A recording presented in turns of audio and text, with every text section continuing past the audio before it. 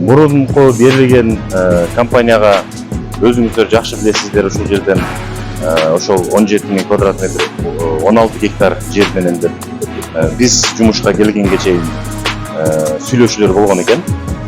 Бирок тилекке каршы азыр аянты чоңойгонуна байланыштуу мына ушул урматтуу президентибиздин жеке көзөмөлүндө болуп ушул 24 гектар жер ушул салып жаткан компаниянын эсебине берилди.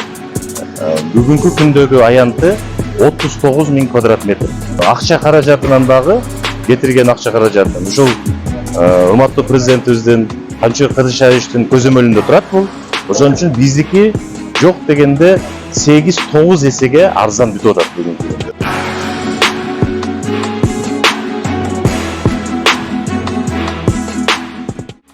Мына ушул бул президентке дагы же бир башка өкмөт башчыга дагы өзүнүн үйү эмес. Бул ушул биздин мамлекетибиздин бүгүнкү жүзү. Ушундай имараттар салыныш керек. Мамлекетибиз астыга жылып баратат. Мунун баардыгын биз жакшы ой менен, жакшы тилек менен, жакшы ниет менен карашыбыз керек.